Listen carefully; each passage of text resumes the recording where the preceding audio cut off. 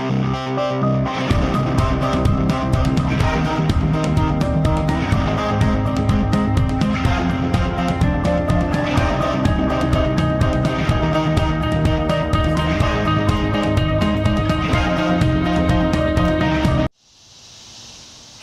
fans, baseball fans, Miss Chatter fans, maybe even Frank Robinson. Welcome to another edition of That's Chats Nats. I'm Miss Chatter, your host. I was very lucky to have the opportunity to sit and listen to Frank Robinson speak for 45 minutes at Nationals Park this week. Now, my initial thought was getting my hopes up that he would actually come back and finally have the Frank Robinson Day where fans could get some closure. But don't hold your breath. First off, as a fan, I really appreciate everything you did for the Nationals when they came here. And I was wondering if, we don't know a lot of what happened, but if you'll ever make up with current ownership and management and let them have a day for the fans to kind of let you know they appreciate it? In life, you should never say never. It's going to be close to that. It just wasn't a very nice party. For instance, general manager used to be around a lot. He used to be on the field doing rap practices, watching the kids. He used to be in the clubhouse. He used to be in there early. He used to chat with me and talk to me from the middle of July on. Nothing. They were going to let me go home. Without knowing? And then call me and tell me. And forced them to tell me. He also spoke about the fundamentals of the game, the evolution over time with relation to salary, steroids, player attitudes, and random other thoughts. But without further ado, Frank's thoughts. And what you're looking for is players that will go out here and put the team first and personal things second. And people tell you that chemistry is not important on a team, but chemistry is very important on a team. If I have two players almost equal talent and one player that has more talent and the other guy has just a little less talent, but he gives you 100% at all times and put the effort in, I'll take that effort player because he's going to come out there and give you all he's got every day. And that's what you're looking for. You're looking for players to sacrifice themselves. You're looking for players and think about, as I say, the team and not the stats. You don't want them to go into the clubhouse and be happy after you've lost a ball game. You want them to go in there and dissect the game a little bit, be a little upset maybe for a few minutes, but then you want to be determined to come out the next day. Not go in there and say, well, I went 4 for 4 today, but the heck's going on, it's a nice day.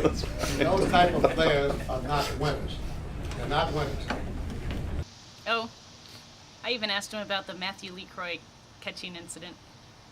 Yes, he was a player that was just happy to be on a team, do whatever he could to help the team, and he did. And he got under my skin a little bit because he was so nice, so good, that really, I know you're probably talking about that one event. Yes. In the game. Well, that I wouldn't wish on anyone. But the reason he was there is because I put him back there. And he was not a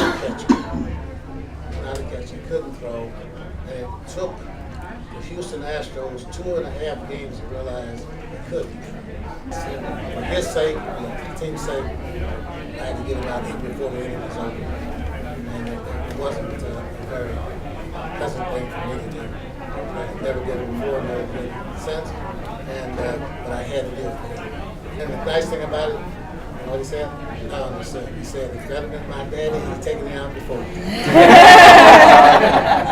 I said, next time I'll call you daddy. Yes. Yeah, that seemed really hard. I could have sat and spoke baseball for hours with him. It was just fascinating.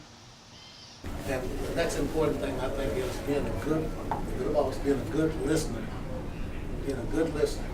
When Jose Guillen came here with me in Washington here, everybody in spring training wanted to know, what are you going to say to him? How are you going to handle him? I said, I'm not going to handle him. I'm not going to say anything to him because he hasn't done anything that I know of here. Not yet. Now, what I did with Jose Guillen, and I think I got the best out of him, I was a good listener. He loved to talk.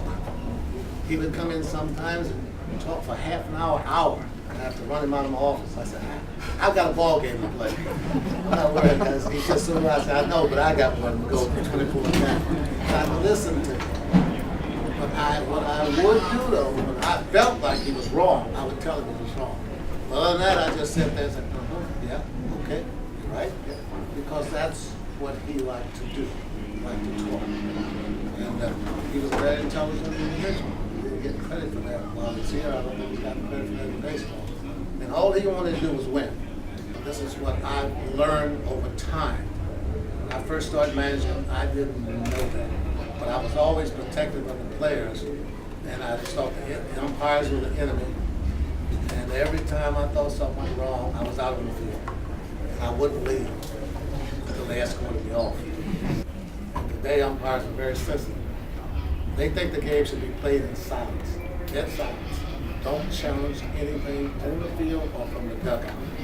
Just sit there and listen, watch the game, and go home.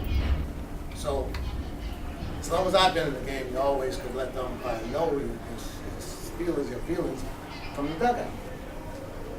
But now they do not want to even express your feelings from the dugout. Be quiet. Get another word out and you're gone. For example, any of y'all heard of the National League umpire, Eric Gregg? We call him Hamburger. Yeah, real big guy. We're in the Houston Astrodome one day, and the first pitch of the game was, he was below the knees. And he saw a strike. So just jokingly, I said, that was not a strike. Jokingly. He turned around and says, one more word out of you. This is the first pitch of the game.